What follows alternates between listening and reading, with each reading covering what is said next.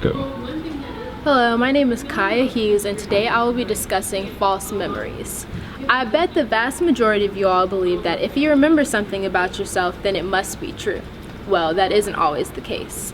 Would you believe me if I told you someone could induce false autobiographical memories in you?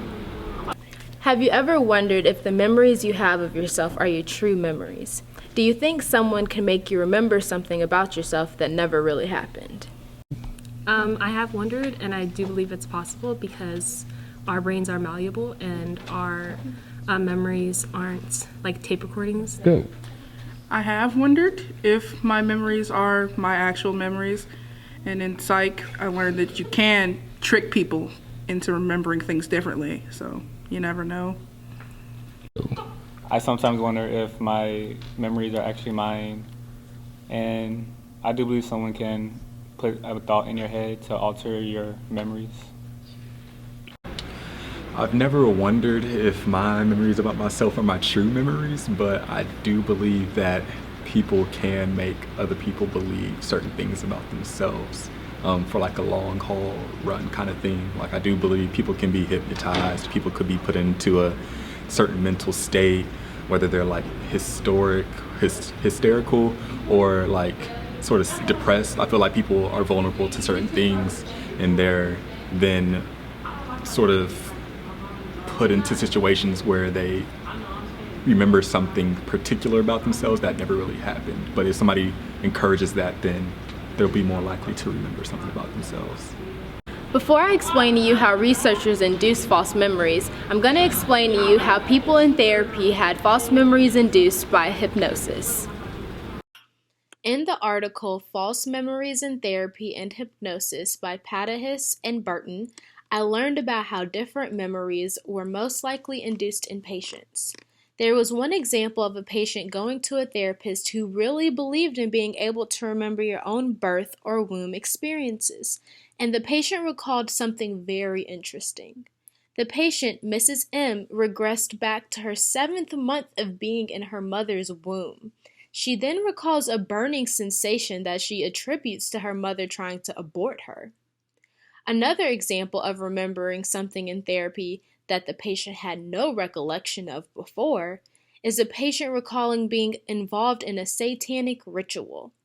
The patient Michelle recovered memories from a 2-year period of being in a satanic cult with her mother. Michelle remembered things so vivid as Satan dragging her to hell. Now that I've told you about some instances in where false memories were induced, I'm going to tell you about a technique that researchers use to induce false memories.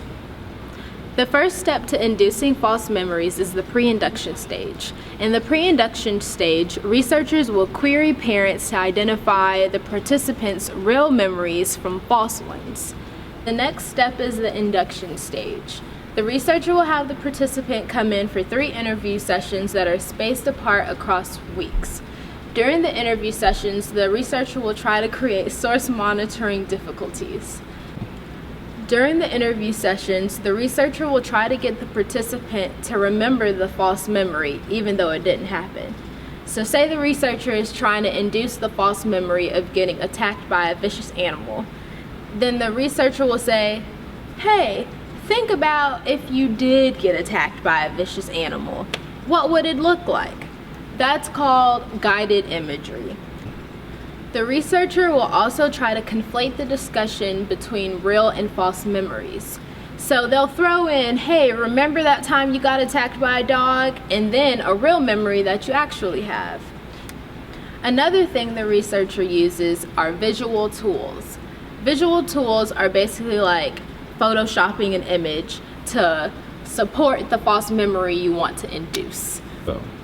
When using this procedure, participants can recall very vivid memories that didn't really happen. And 1/4 of the participants are very, very confident that these memories actually happened. Researchers can falsely induce memories of being attacked by a vicious animal, spilling Hawaiian punch on a bride, having tea with Prince Charles, just a bunch of crazy stuff that you can induce. Although everything I've told you may sound a little scary, you can use false memories for good. False memories can be used to nudge people away from certain foods, like eggs, pickles, and ice cream. It can lead to healthier eating habits, and people can even be nudged to eating more asparagus. This can be used to combat obesity and just promote healthier eating habits. Thank you so much for watching, and I hope you enjoyed the video.